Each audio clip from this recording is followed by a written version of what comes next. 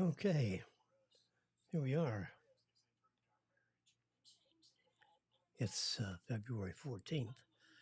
And you notice on the right side of my screen here, it says Valentine's Day. So let's not forget your significant other. It's time to celebrate your relationship, assuming you have one. And if you have one and you don't celebrate it, then you may not have one. I sent flowers to Marilyn yesterday, figuring today would be the big rush. And I didn't want to be in the back of the truck. So I figured, you know what? I want to send mine on Monday instead of Tuesday. And I have another little special gift showing up to her office today. It's not flowers, it's something else. It's a neat little doodad.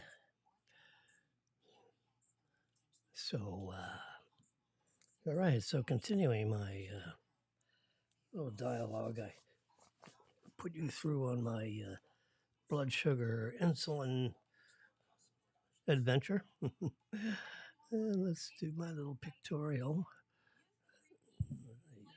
Recent photographs. Well, let's do this first.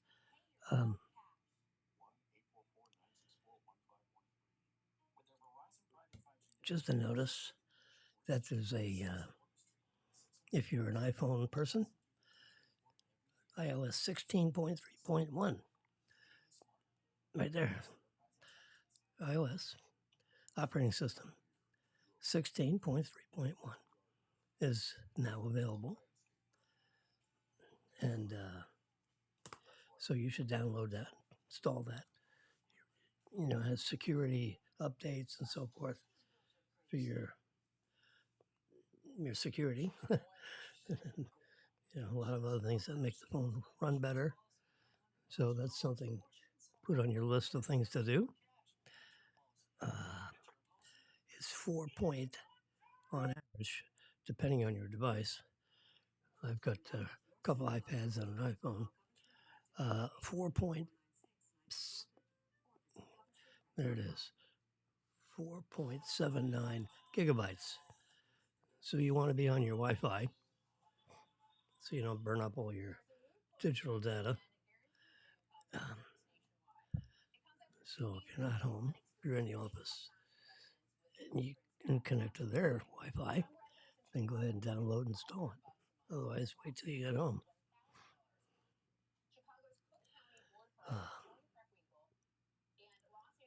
Here's something that's important. Super Bowl. Okay.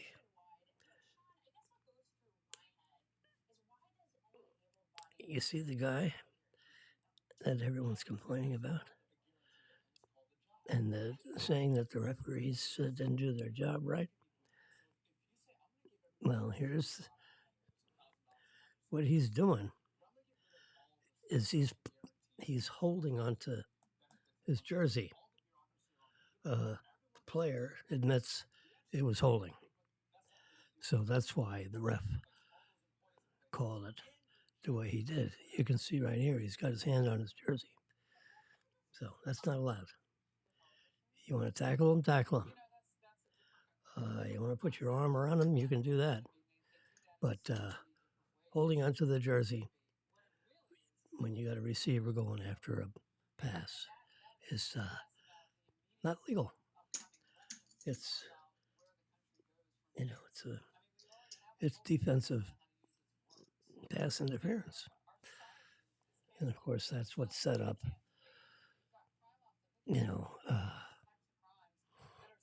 There's Kansas City's next score. Okay.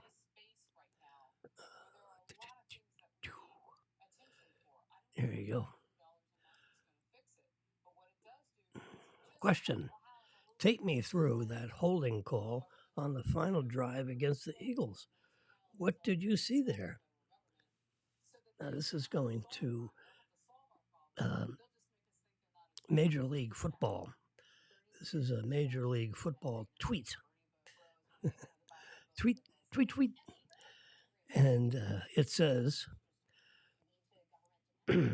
from the Carl Sheffers, a clear case of holding by James Brady, Bradbury. Sorry. The receiver went to the inside and was attempting to release to the outside. The defender grabbed the jersey with his right hand and restricted him from releasing to the outside. So, therefore, we called defensive holding. So this comes from head referee Carl Sheffers.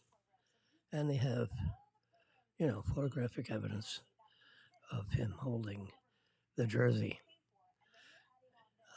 The player admits that it was holding. So even though it didn't quite show it that way, on the Jumbotron,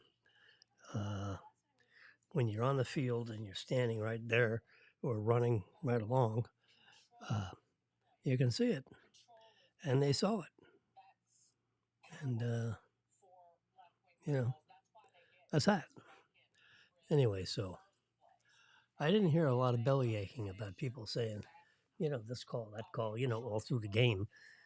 This one stuck out because it was, right there in the final couple of minutes. So, okay, so that's that. I'm looking through my photos because I take pictures of. There's a travel warning. Do not travel to Mexico because the cartel is so dangerous and controls so many of the country is divided up into states. And, I forget how many, 50 or 60 of them. And certain states, basically all the states except for the ones that are serviced by the ocean liners that are delivering passengers, tourists, on the coast, on the West Coast. So the State Department has, because there's delivered a warning message to not go there, go somewhere else. And they basically made mention of that because the cartels in each of these states are so strong that they overpower police. And, a wealthy person floats around, they're going to, and he's, where's that picture?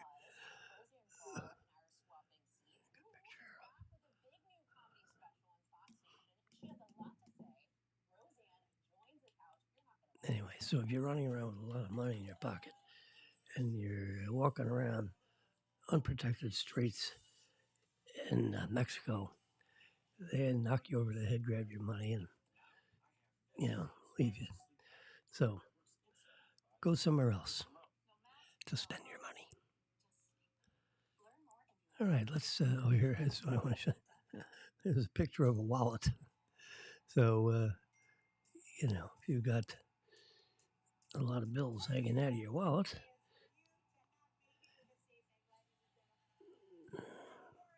go to Mexico. I'm just enhancing this just a tad.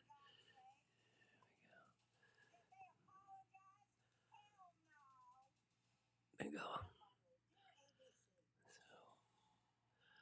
So take that. Another thing I saw in reading through the news today, is this is the cost of electric energy, measured in cents per kilowatt hour. So here on this side of the graph, you can see where my finger is. So you can't see it too good here, but we're right in here. Florida is, January, it's up to around 12 cents per kilowatt right here. That's where we are, right there, right in the middle of this chart, in the low part. This dark green one is New England, so they're paying 22 cents per kilowatt. We're paying 12 cents per kilowatt, and even if as you go all the way across Florida, southeast and central Florida coast is still at 12 cents per kilowatt. They haven't raised our rates. And you got a lot of these other people that are going up and down. So the average, so the U.S. average is right there. And let's go all the way across and see what right there is. And that looks like that'd be 14. So this line right here is 14 cents a kilowatt. And it's, it's, so it's between these two lines. All right, so the U.S. average is 15 cents per kilowatt. Florida's charging 12, but the U.S. average is 15. And this is 15. You know, the Pacific coast is, 16 or so. And New England is at the top of the chart at 28 cents per kilowatt. Can you imagine? Oh, God. Ooh. That's more than double what we're paying here. We're at 12. They're at 26. 2 times 12 is 24. They're a little higher than twice what we're paying per kilowatt. Electricity is still, the cheapest form of energy there is. And it has, with the electrical wiring and basically the grid, the delivery system is certainly better than oil or gasoline in a tank car. Plus it's dangerous to deal with gasoline if you're doing anything other than putting it in your gas tank in your car, which that whole situation is. I've always been amazed at people going in, millions of people pumping gas, putting it in, taking it out. There aren't more fires and explosions dealing with this. People don't even realize that gasoline is a very dangerous, explosive liquid. You get it poured on your legs by mistake, and then not thinking, you get a spark on your legs, or someone drops a cigarette butt anywhere near you. You're going to go up like a, and then you're going to be running around, which does nothing but fan the flames. So running around doesn't help. Other than the fact you don't know what else to do. So here you go. The cost of energy spikes in New England, measured in cents per kilowatt hour. Electricity costs more in England than anywhere else in the United States. Yeah, that's the green line right there. And it's just below this 28 cents per kilowatt. So they're around 27 cents, per kilowatt hour. And it goes up and down.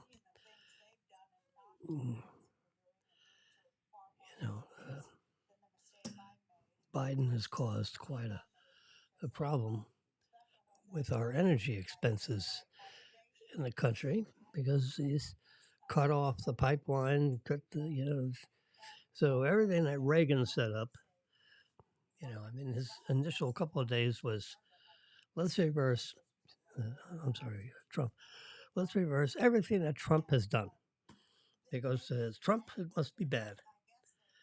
Well, he's no dummy. He's not a politician, which is a big plus. Yeah, the guy we got in there is a politician. 50 years worth of politician. This is what you get. He doesn't know how to run anything because politicians don't run things. They just talk. And, and he was a senator for a real long time. Well, guess what senators do? They talk a lot. It's hard to shut him up. Well, now the senator's become a president, and he's lousing everything up. Inflation has gone to over 6%. The last reporting period under Trump was like 1.5% inflation, and here this guy's got inflation over 6%, and probably rising. It's up and down, but I think we're on a rise, so to speak. Let's take a fast. I got my trusty phone over here. The Dow Jones is down 255 points. And my Tesla stock, it's amazing. It's bounced back. I have some Tesla stock, like a dummy, but I have it anyway. I'm so in love with the car, I can't not have the stock. So let's see how do we chart. There you go. There's the 1 day chart. It went down in the first. Whoops. There you go. This is the pre-market trading. It went down to 192, and then shot right up to 202. So if you bought it here, wham, you got a nice little ride. I'm already in there, so it goes up and down. The traders make a fortune on this one because it goes up and down and up and down. It's been high as almost $400, in the last 12 months. Let's take a 1 year chart. The stock was in the last year. It's been as high as $369. That's almost 400, and now it's at 200. God knows, it's up 7 today. It's it's amazing. So if you got the tomatoes to trade this as a trader, buy low, sell high. Look how simple that is. So here's the last month. Look, it's just I mean, what? Well, you can't see it. I'm sorry. We can put it on here. A little show and tell with Tesla stock. There we go. So I can press this. Whoops. Tesla. And expand the chart. And let's just take it to 1 month. And you can see it fluctuates. It goes up and down and up and down. But the bias is definitely good. What's the news? Any exciting news? Tesla changes price on electric vehicles in the U.S. again. And guess who did that? Elon waves his hand around and changes everything, and everyone goes, "Oh boy, he's back in town." It's guys, but he basically, let's see, he has a nice new low price for the Model 3, and he has raised the price of the Model Y.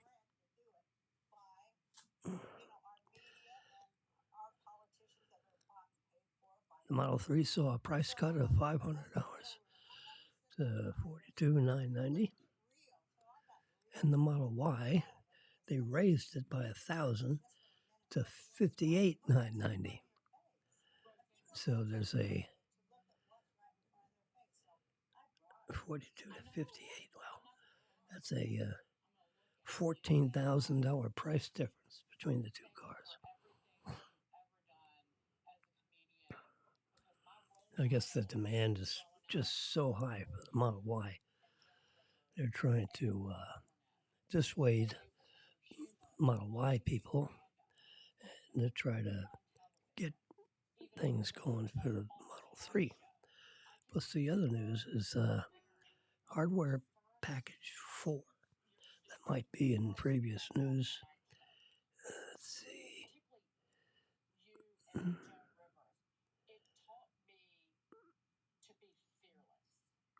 George Soros is loading up on Tesla stock.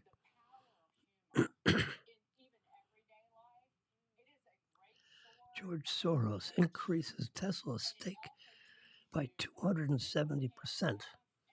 That's 2.7 times. So he sees it's a, the odd thing about Tesla, it's not just not just a car company, because it's like an iPhone with wheels. It's got a huge, powerful computer. The hardware HW4, hardware configuration 4, the computer, which is, it's like the size of a laptop, a little bit thicker, about this thick, 2 inches thick. And it's 4 times stronger than the existing computer that I have in like my Model Y that I'm driving now, which was manufactured a year and a half ago. So hardware package has a more robust computer, 400% stronger than the one that's in our Tesla. The camera systems has 5 megapixel cameras instead of 1.2 megapixel cameras, which means it's more imaging detail. The software package, obviously, that accompanies the hardware package, is getting all this finer, detailed imaging data, which makes it easier for it to make calculations, with the auto drive, so forth. And if people are, and also for security, if you have the Sentry mode on, which of course you would do. So I got to turn this down. Let's do it. Can I change the chart? Should be able to change the chart.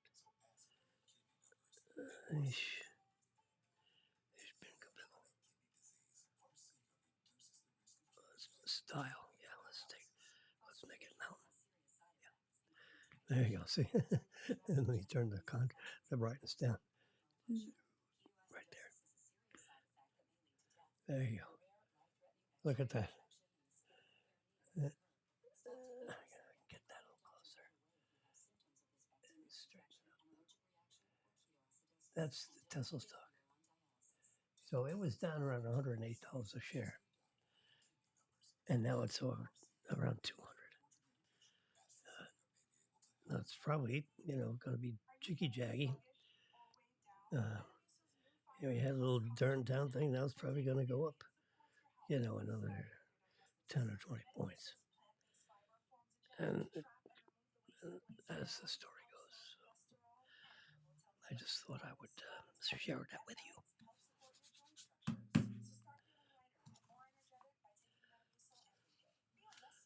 This is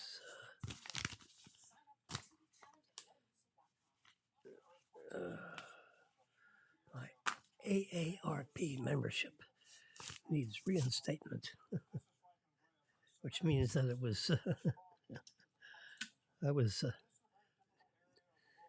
Not a, they must have had an old TD Bank card. There was some fraud on my TD Bank card from Tokyo and London. Tokyo and London. Um, so they gave me a new card. The number changed, stayed the same, but the expiration date and the little number on the rear changed. So that's what they do. They don't change the front number, the 16-digit number. They change the expiration date and the thing on the back, which is enough to louse it up so you get a decline if you got the old information. So that's what happened with that. So I got to go through and watch for notices in case, this payments are declined. And I know where to go. Where to go? You go where the um,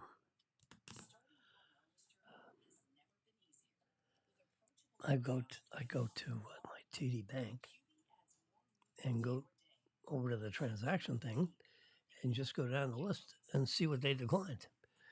And then I go right to that place, assuming that payment should have been made, and update the card information. So the easiest way to do that is just go right to your bank account and see where the declines are showing up, and then fix it. You know.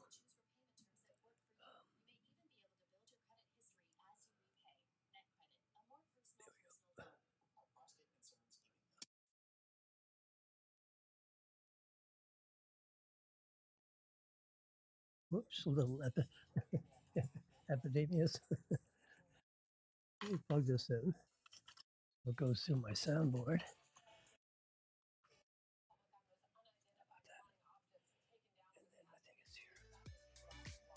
Listen, listen how nice that sounds.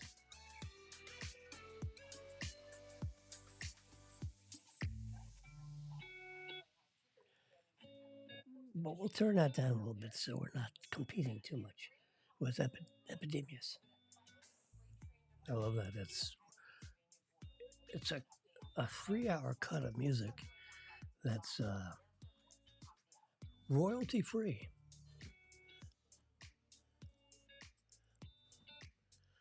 So it's legal for me to play it when I'm transmitting,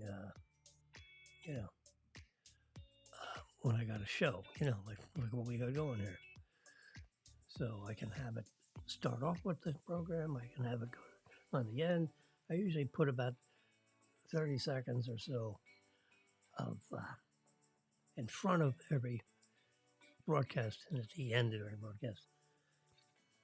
But that used to be because you reel the tapes, so you put a leader in front and a leader on the back. We don't really need it anymore because we're strictly digital around here. There ain't no tape. Tape? What's that? Oh God. Tesla workers in New York are trying to unionize. Well, what? They're all robots. The robots are revolting. They don't have an awful lot of people. But apparently there's enough of them that can complain and, that aren't happy. Yeah, that's like your workplace is only good as your current manager.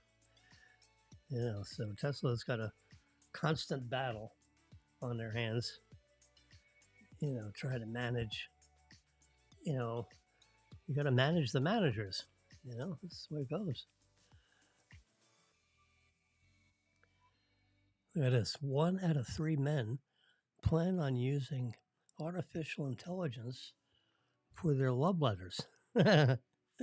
Now there's a thought. Yeah. Love notes are wonderful when you have a new budding relationship. So here's all the issues that Jimmy can deal with. Apple hangs in there real good. They're at 151. They were low, 125. Bam, they're right back to 150. Tesla was down to 110. Now they're back to 200. a little more beta in that stock. The higher the beta, the bigger the swing is from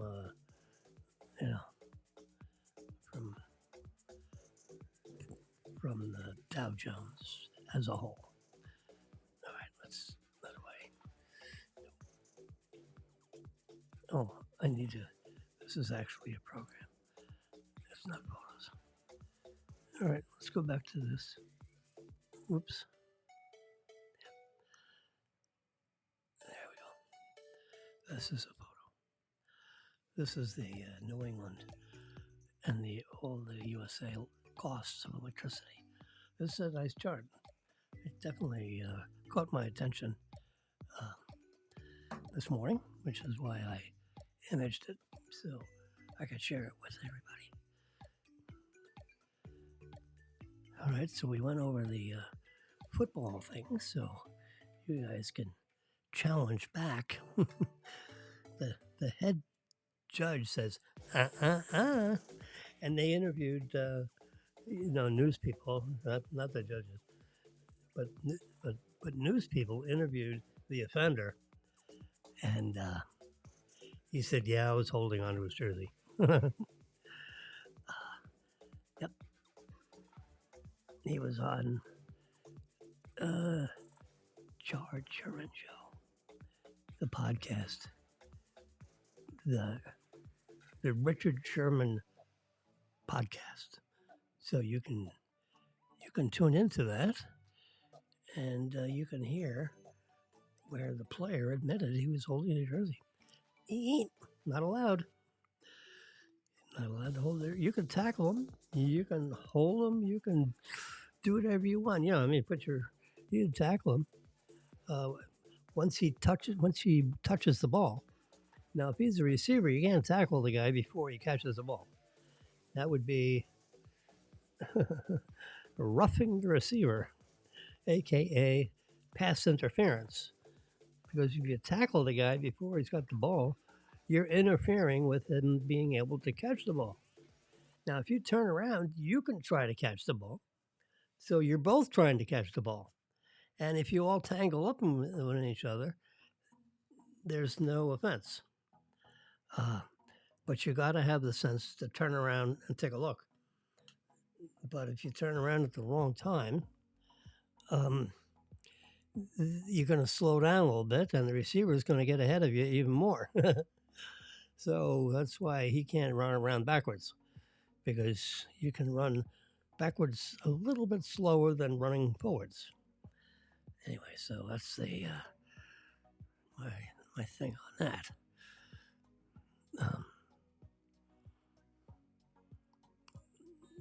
Here's the latest on I took another picture here. This is the last 30 days. See data available 30 days out of 30 days.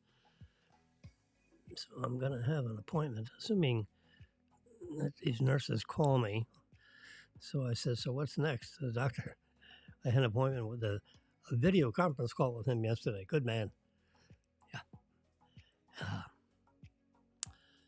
And he says, well, let's have another get together in person.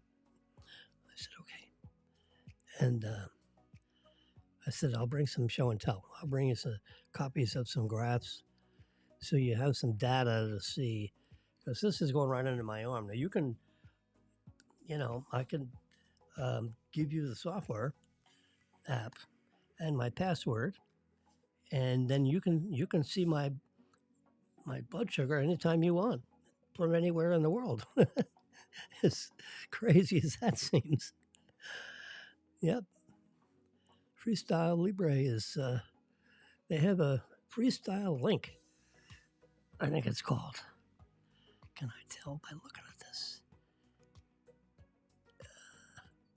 Whoops, I don't want to erase it. Stop that. I go here. Libre Link Up. I know it's Libre Link Up. So you download the Libre Link Up app. It's an app, and it has a. How do I get here? Can you see that?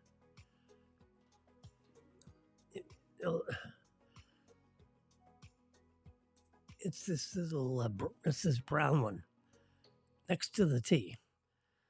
To the left of the T. T is for Tesla. And the brown one with the three little circles with lines, that's the Libre Link Up. I got it right there at the top. See, Libre Link Up. And it has the little app logo right next to it. That's what you get. So if you have Libre Freestyle number 3, version 3, not version 1, not version 2, Libre Freestyle Libre 3. That's the little doodad that I have on the back of my arm, which transmits my blood sugar to my phone every 5 minutes. Okay, where would that be? So that in this box right here, right there, right now, 179. Here it is right here, 179. This you can actually go all the way across. And so this, this would be very good for your, my doctor's head nurse, or the doctor himself, if he thought he was interested in knowing what my blood sugar was at any time, any point in time of the day. If he saw it go up to 350, he would say, Jimmy, give yourself 3 units of insulin now. Don't waste them now, right now. Oh, God. Yep. This microphone is very sensitive. And if you get right close to it, you can really grumble and get that low frequency going. Yeah. So that's why when he has his link up, he can actually go right across, just like I'm doing right now. Is pulling the information right off of. See, it went up to 180. Oh, there it is, 180. When I had a bowl of noodles just before, at like 12. It's 1 now. So about 12. I've been yakking here for 39 minutes. Okay. Fiji. I got my Fiji water. As you can tell. This microphone, you can hear everything.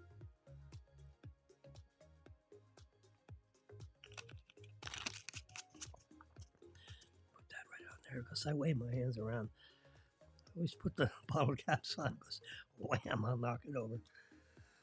I got equipment around here, so let's not give it a bath. I don't know how it reacts to water. I know it's pretty good for dust, but water, I don't know. This little doodad over here, this carrot over here. You see that? That's to make it full screen.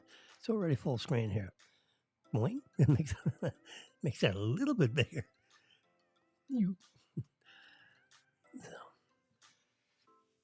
depending on your hardware configuration, that little tool may be helpful. Otherwise, it probably won't be. Get rid of that. There's the Tesla. Let's see. Software update available. See release notes. There they are. They've enhanced the Sentry Mode lighting.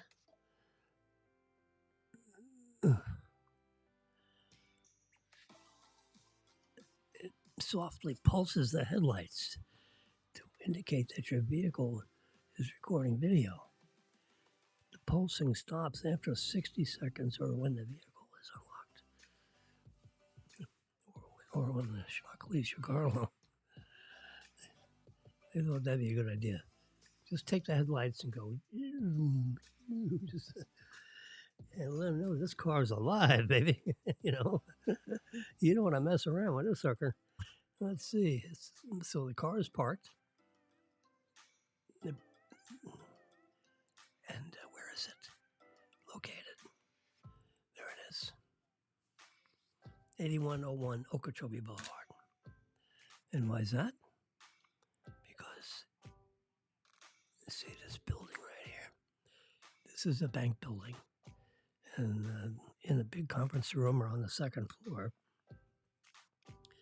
the market president is meeting with all the managers today. So Marilyn drove up to West Palm because she wanted to have FaceTime with J.C. Perrin. But she's known him since they were both at SunTrust together, like 15 years ago. And he was with like Private Wealth or something. He's a very decent gentleman.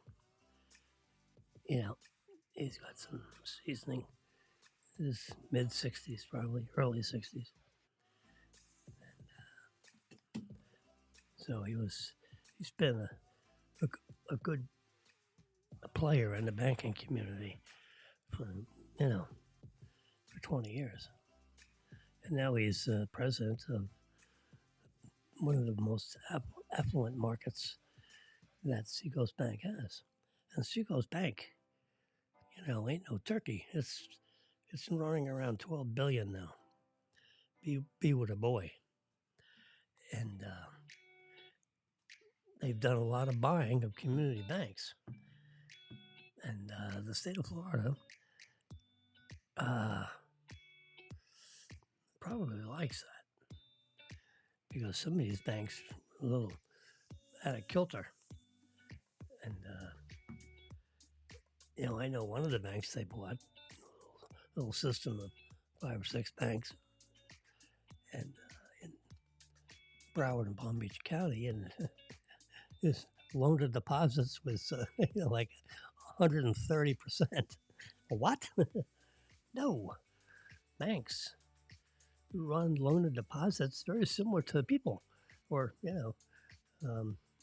or when you make a home loan.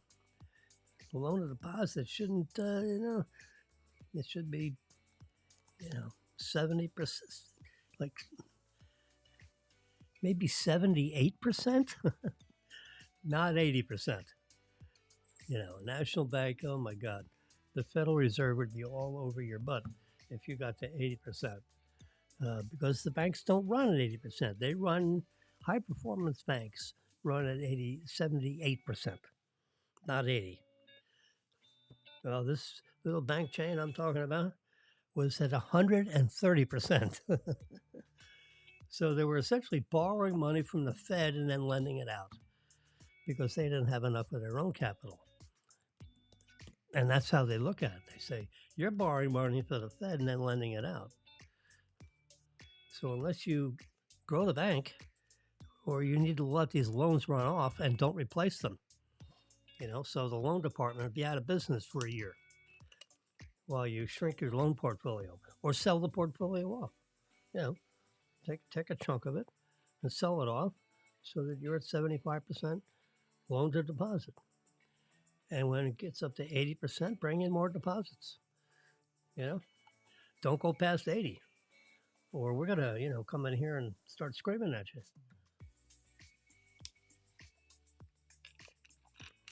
And they do. The state of Florida or the FDIC come in and whack you around a little bit.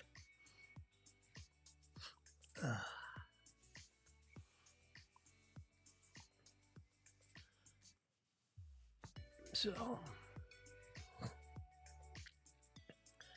that's what I think. So they're still, got 100. Let's see. See, cabin overheat protection. And there's a character, and the overheat protection, these are values right here. Cabin overheat protection is on, and then you set the temperature 90, 95, or 100. I got it set at 90. So when it gets up past 90, the onboard air conditioning system comes into play and cools the car down. And since the cabin temperature is at 84 and she's parked in the sun, likely, the overhead protection has been operating. So it keeps it below 90, which is, I mean, she was really low on energy in the car, low on fuel, not gasoline. It's electric.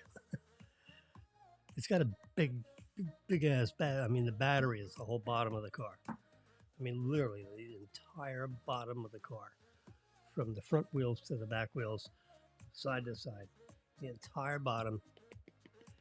You got all these little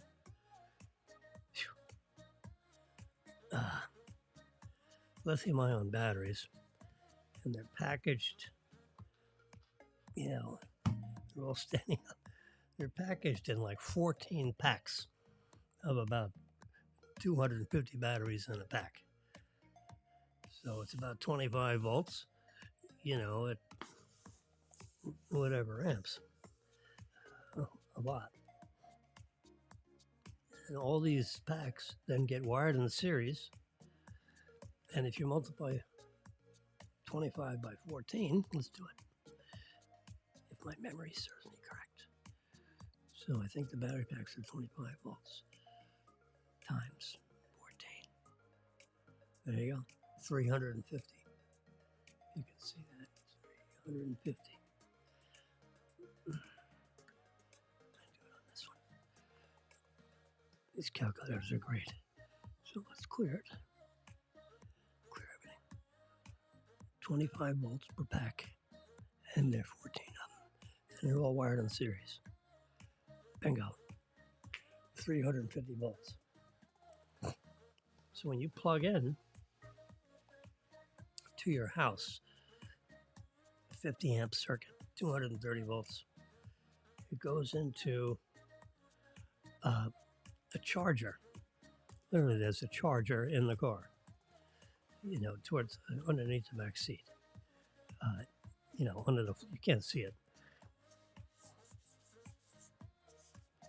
And it converts the 230 volts at 50 amps, 48 amps,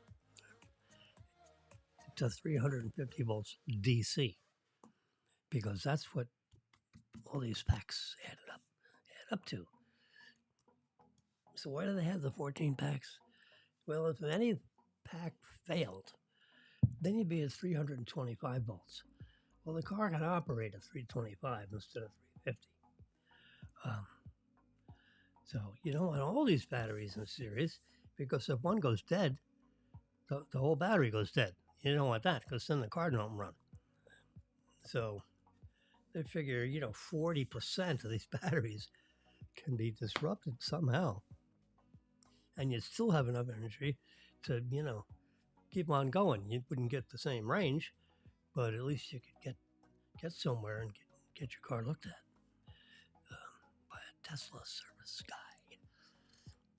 And he's only a phone call away, because they have a special service for Tesla drivers. Anyway, so let's press the stats thing. Now it is actually logging into the car that's parked in Okeechobee. No, I'm here in Boca Raton. You see where it is? You can see it right up there. It's at 8101 Okeechobee Boulevard. That's what it says. No, I'm here. Okeechobee is in West Palm Beach. So it's actually logged into the car. You see there's that little It's updating the information from the car because I diddled with this and I want to make sure the information is current. I can see the tire pressures. They all run at 40 pounds per square inch. 3 bar. That's 3 bar. BAR. That's another. It's like a European system for pressure. United States, North America, 40 pounds per square inch. PSI. So we're at 40. When the tires get warm because they're riding on the pavement, whatever, they'll run up to 42 psi. But you see, I can actually see the tire pressure from the car right now. It's at 40 psi all the way around, which is exactly what it should be. And the way Marilyn is driving since the last fill up, she's getting the equivalent, the miles per gallon energy equivalent of 116 miles per gallon. So not many cars are running at 116 miles per gallon, except your real economy cars. This car is hot. You push down on the accelerator and you are going to accelerate, no matter where you're at. And Marilyn's driving efficiency is running around 86%. It should be 95%. So she's not quite as smooth with the accelerator and the gas pedal. So we have about 155 miles of range on the fuel tank. And we can go over to the next bunch of graphs. So, can you believe it?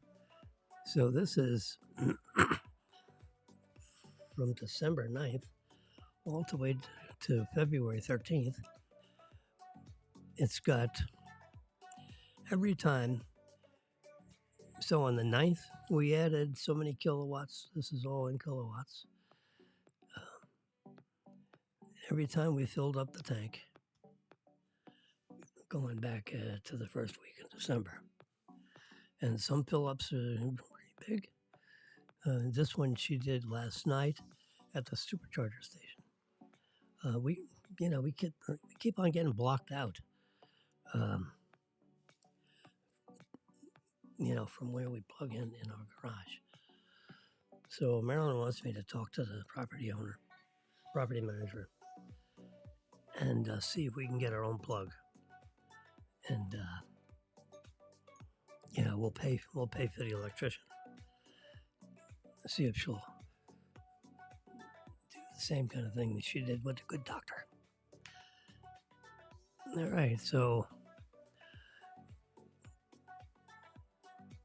over the last 30 days, that's what this donut is, we've got 32% of our energy from superchargers and 68% of our energy from our home network charging. And this is our driving efficiency. And we're averaging 82, but it's been over 100 for the last, so the graph should continue to go up. This is the miles driven and the charging. This graph this way is in kilowatts. This is in days. Okay.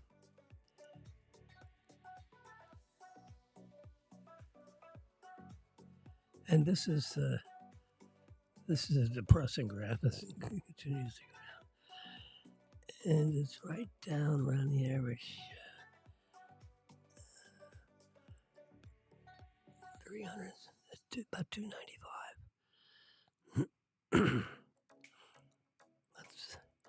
That's where this is. This is the miles I get out of my battery. You can see the last thing. 290. That's 290. That's 300. So 294. That's it. 294. 294.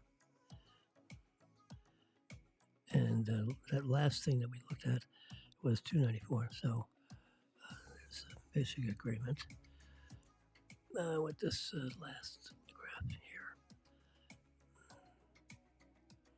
that showed at 294.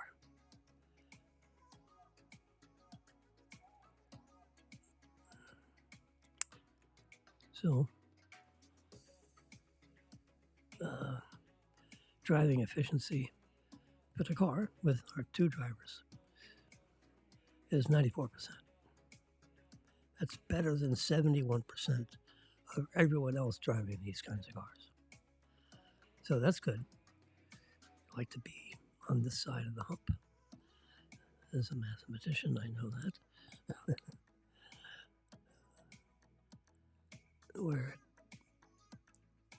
we're at the 71 percentile. See, here's see here, 94%. Let's see if we can get to 100%. That'd be nice. 100% driving efficiency. That's the way in which you apply your brakes and how hard you push on the accelerator pedal, to try to get the maximum range out of your batteries. So you want to be running close to 100%. Or you're pushing down on the pedal too hard, or you're jamming too hard on the brake. Now, as a Tesla driver, you really don't touch the brake pedal. You lift your foot off the accelerator, and then the wheels become chargers because the kinetic motion of the wheels, and the more you lift up on the pedal, the more regenerative braking is applied, and essentially puts energy back in the battery. I did a calculation on this about 6 months ago when the car was 1 year old, and determined that regenerative braking adds about 13% of the energy gets put back in the battery. So, a lot of other electric cars don't do that. So when you put in 100 kilowatts in your battery or 75 kilowatts in your battery, whatever your energy, depending on the capacity of your battery, right? The bigger the battery, the more capacity, so to speak. So if I'm at, 100, if I got 100 kilowatts in my battery, I'm actually get the effect of 113 kilowatts in my battery because of the energy that's put back in the battery when I regeneratively brake. So that's what regenerative braking means. You're putting energy back in the battery. Well, how much? Well, I calculated it as about 13%. Okay. So this is where we are in this graph. This one right in the middle of the screen there. That's the histogram of the phantom drain, which means, when you turn off the car, granted, there's no more power applied to the front or rear motors. You turn off the car in a gasoline-equipped car.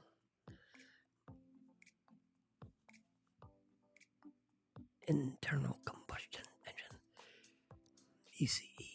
ICE. So that's what they call an ICE car. An ICE car is an internal combustion engine car. So if you have an ICE car, you don't have any drain on your battery, your 12-volt battery. You shouldn't have too much, just a little tiny bit, which is powering maybe an alarm system you have working off the battery, when you park overnight. Well, in the Tesla, there's a little, there's stuff going on inside the car that most cars don't have going on inside the car. So that's called phantom drain. So instead of the draining the battery because you're moving forward with your car, you're stepping on accelerator, which consumes power, the car is consuming power for itself, and that's called phantom drain. So my phantom drain rate is 0.6.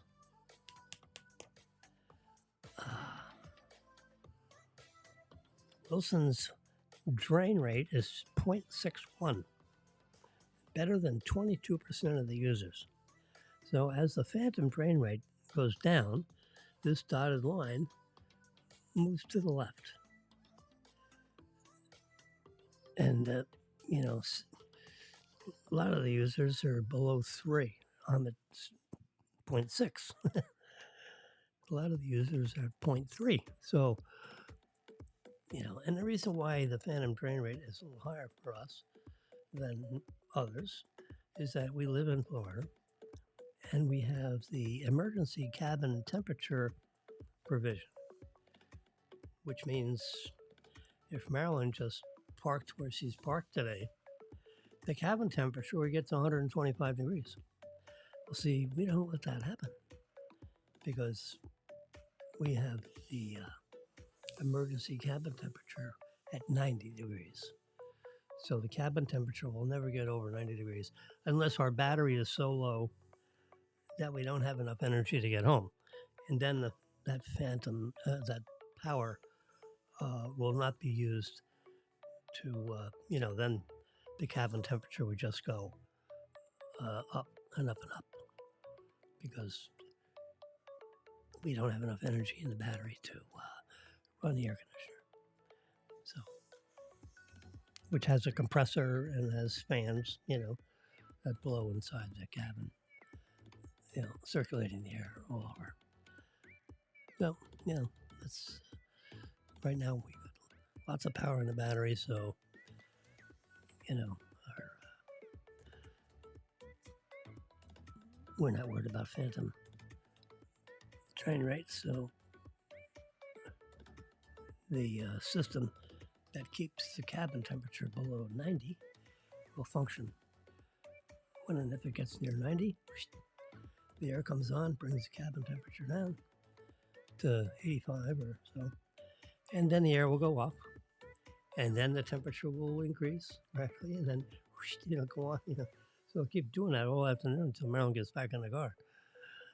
And but at least she's not going to be faced with a 140-degree blast of hot air coming into her face. That contributes to the phantom drain rate. Now, this graph. So this is the purple is where we are. So we're on software version 2022 4430. 2022 44th week. That's what that means. The next 2 digits after that dot is weeks. And then there's 30. There are 30 different updates were contributed to this software update. So we're you know, version 30. We didn't do 29, 28, 27. We just came in, you know, then. Now, I just got notice. Let's see. Go back to Tesla. See, I just got notice of a software update. Comes right up on the phone. And if you see, first line item, software update. See that? Right up to live cameras. So I mean, I can go on live cameras right now, and let's. So it's showing me the hedge. She's parked into the hedge. Let's look at the rear camera, and there's the rear camera. I mean, it's crazy, right? Tesla. Security. Whoops, no. Push the wrong button.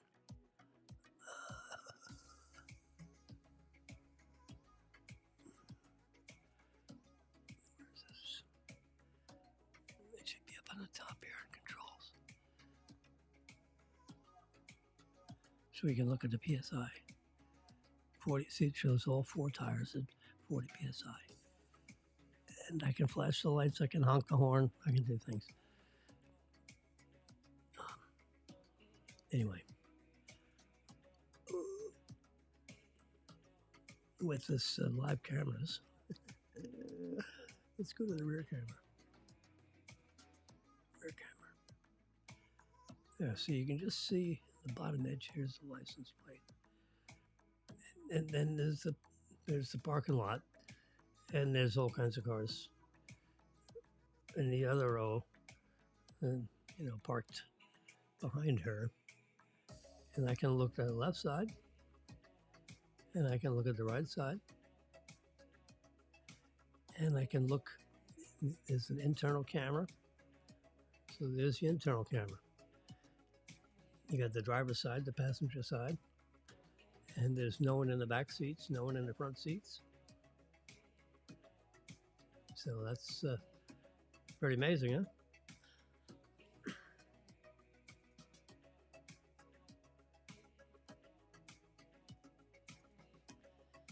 So it's amazing that you have an electronic car that has so many side features.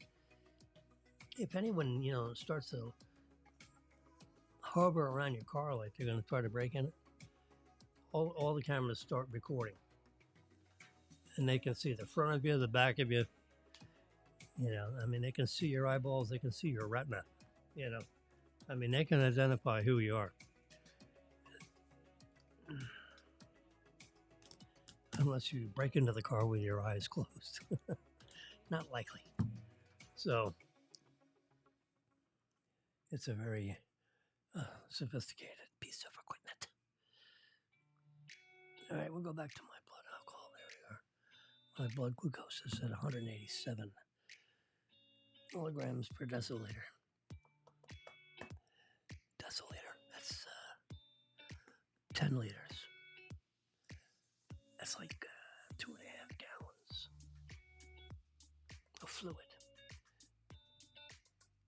2 milligrams per 2.5 gallons of water. 10 liters, deciliter. That's what deciliter means, 10 liters.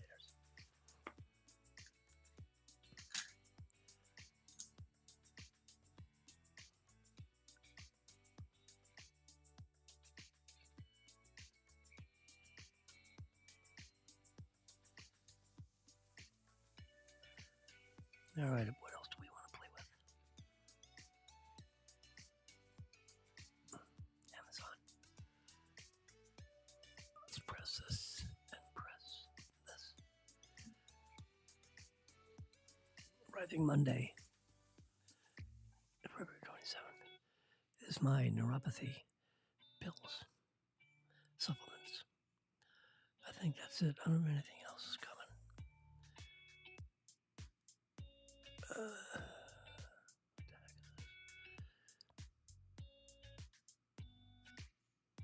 Oh yeah, I got that. This is the hard case that houses my scanner. Oops. Oh my God. This is this thing.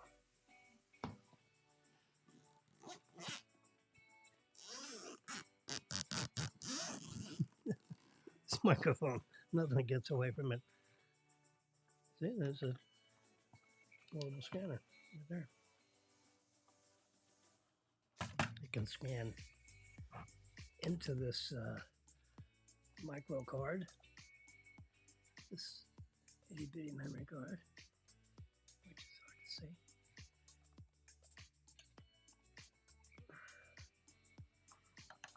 So you can scan directly to the card, or you can scan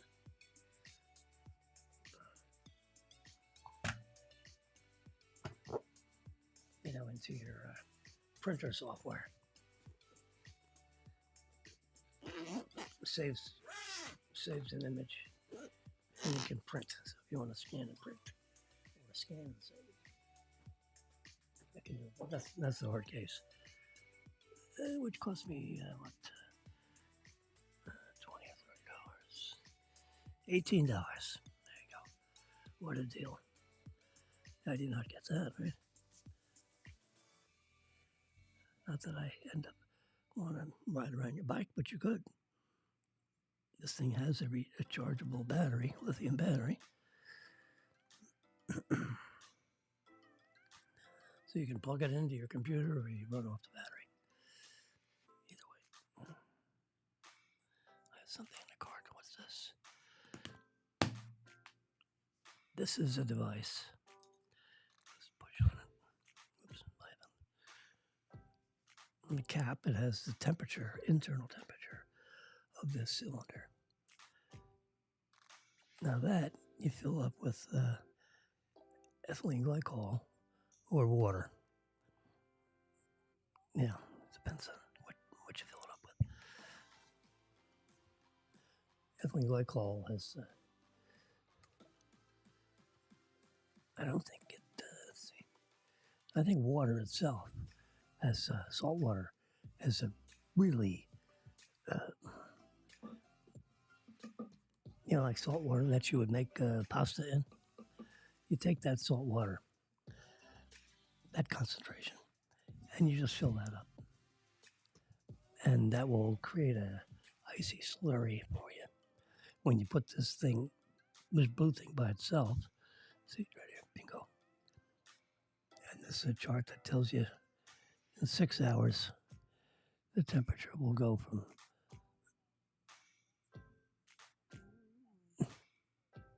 what's that say? There we go, it's expanded. 32 degrees Fahrenheit. You go from 22 degrees Fahrenheit on up. So it's pretty.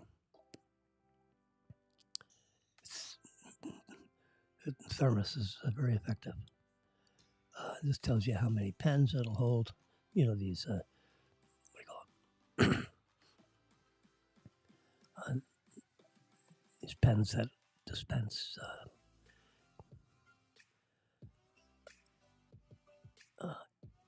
insulin to control my blood chemistry. So this is an emergency card which you can print out and attach to this thing. So in case you are riding your bike and you get run over by a car, your emergency card will say, this guy needs insulin every once in a while. And that's what could be in this tube that may be attached to his back or crushed by the truck. God.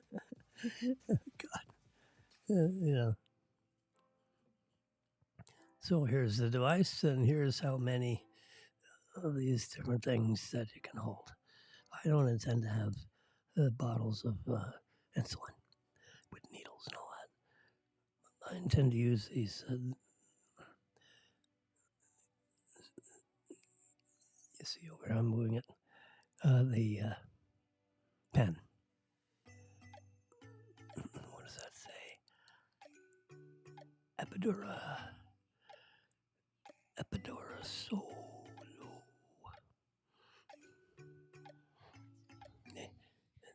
Same thing. You turn this thing, and it goes from 0 to 1 to 2 to 3. You pull off the cap. You screw on your needle, which you've removed from its sealed thingy, and you just stick that little sucker in your stomach and push the blue button, and you're off to the races. Literally. So that's how that works. I have not bought that yet because I'm waiting for my doctor to give me the prescription for what I want. What's that color? A white one? Do I want a white one or a black one? pretty attractive.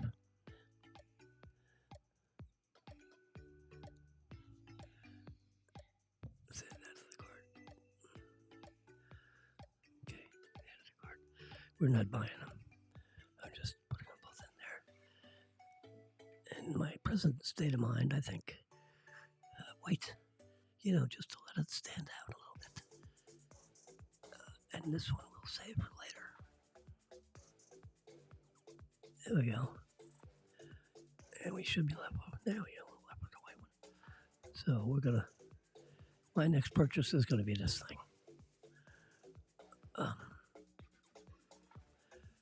Just in case we go out of town or go up to wherever to have lunch. Sebastian.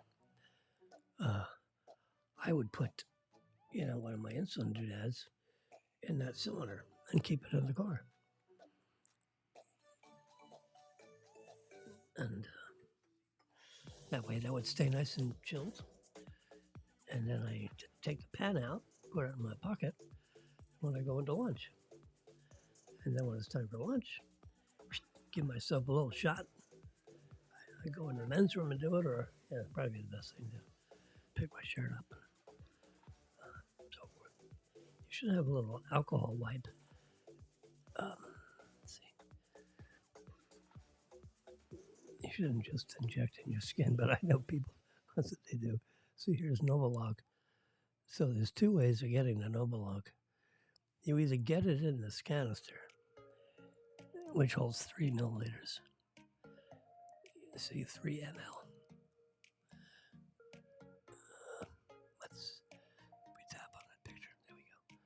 So now I can expand this picture. There's a little green. There it is. You see that? 3 ml.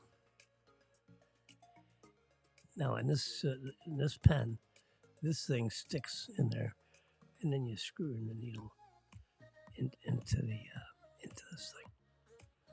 Now here's Novolog.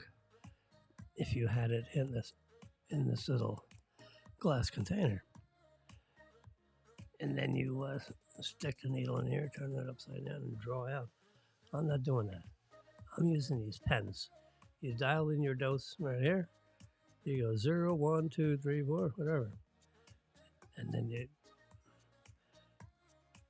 stick it in and push the blue button, and it dispenses 3 units worth of insulin. I'm kind of on the low end because I rarely get to 300. But anyway, this packaging is what I'm after. It's it's a pretty big cylinder, and you put your needles, you put everything in there. You only need so many. And then here's your emergency card, which stores in your phone.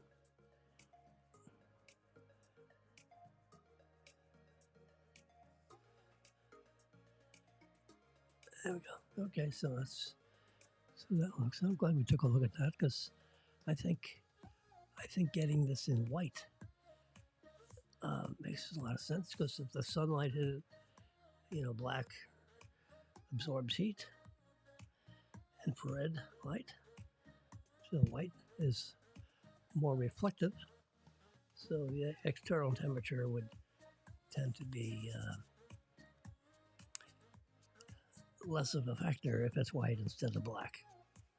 I like it that the cap has a temperature sensor in it, so you know what the temperature is inside the cylinder.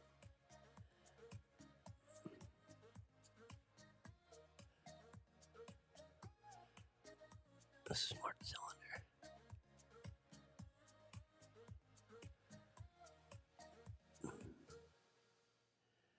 So it guarantees that it'll keep the internal temperature of no greater than 46 degrees Fahrenheit for 28 hours.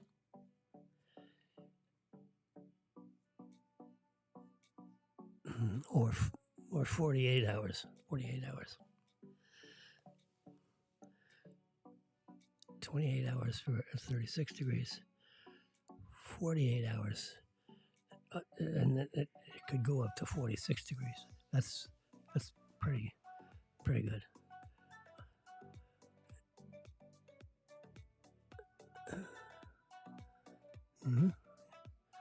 Okay, just reading through this real quick.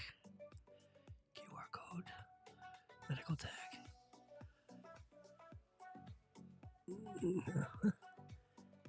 Okay. There you go. I like it. Nice. Very nice.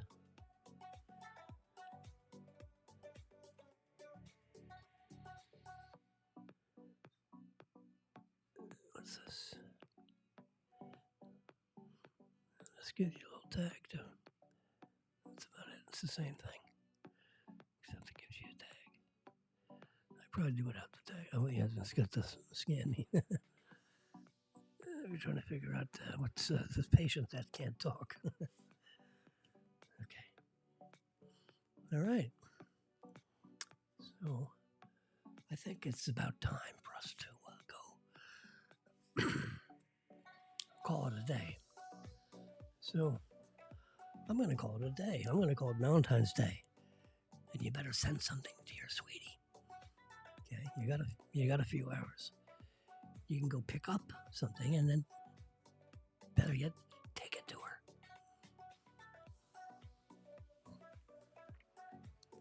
I sent my stuff in yesterday. And somewhere here. Here it is. Marilyn sent me a picture of her desk, her credenza, and they're sitting right there in this nice little vase thing with the gold thing on the bottom, which I thought she'd want to retain. So we're good.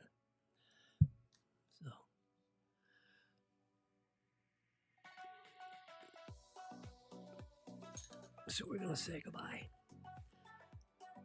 And we'll chit-chat tomorrow, let's say. How about that?